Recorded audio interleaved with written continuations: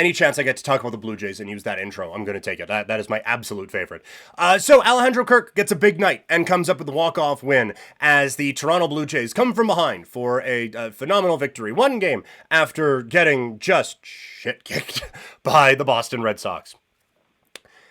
This is so needed for Toronto. The win in general felt very important, as important as one at the end of April can feel. But it is the way, the come from behind, and also the guy doing it. We have talked about how this offense needs somebody to step up, and Alejandro Kirk is very uniquely qualified to be that somebody. We talked about him in guys who could have a bit of a breakout type of a season. It's just every broadcast you hear, when Kirk comes up, it's like, man, this guy just knows how to hit. And sometimes it is a guy from Minnesota who has watched 8 innings of Blue Jays baseball all season, but talks to a guy and looks at the things like, oh, wow, this guy hit 312 as a rookie. And you know what? You don't expect it because he is kind of... But this guy can really take advantage of things. Like, boy, he has really found it.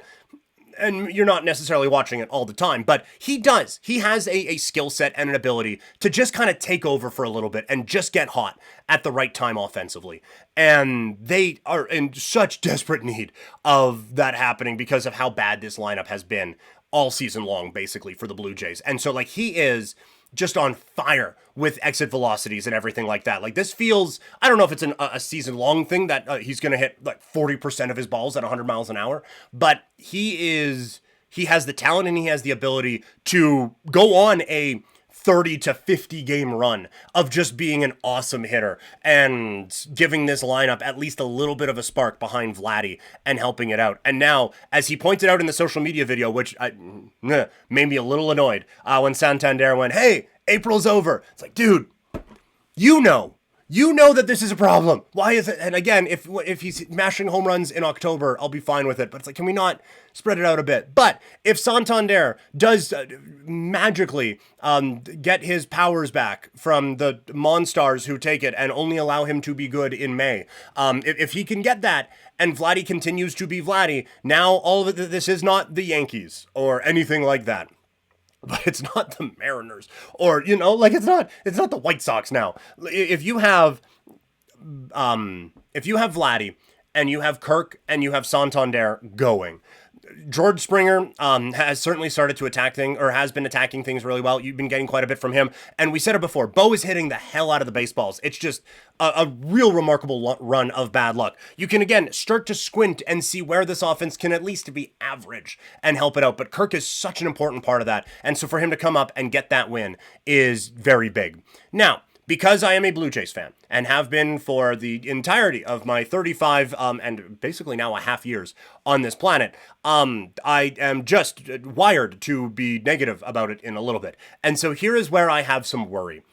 Jeff Hoffman is on an unreal run with the Blue Jays. And he has been everything you could have wanted and more.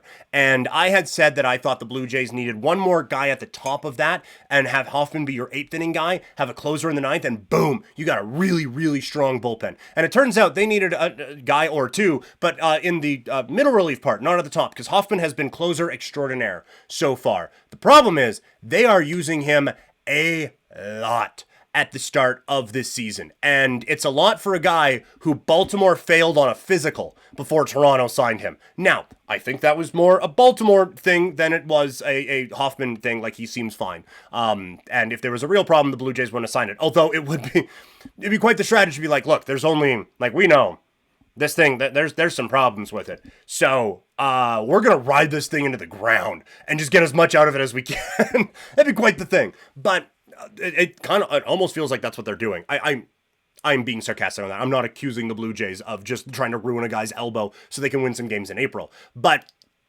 that all being said, like, he has been excellent. And the thing is that they've kind of needed him. And that is the bigger overall point. It is not like gasp, hand to chest, what are we doing with Jeff Hoffman? But it is just like, man, it would be nice if you didn't need him this much. And that's the problem with this Blue Jays team is that, like, that they have been getting this great performance, and that's awesome. But it's that they have been needing him to go multiple innings and a ton of pitches in these games and trying to work as hard as he can to grind through just to help them hold on to a one-run win or something along those lines. That's a lot. And so I do think that there needs to be a bit of an urgency from the front office, and they have been better this year about, okay, if you're not working, you're out of here.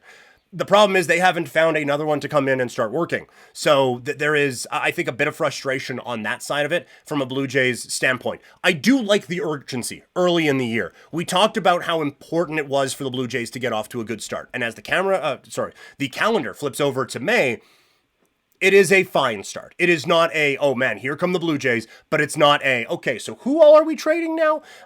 They have shown they can at least be competitive in the American League this season. And so they needed to do that. And so I do appreciate that they are coaching with the urgency that is required for the situation that this team is in.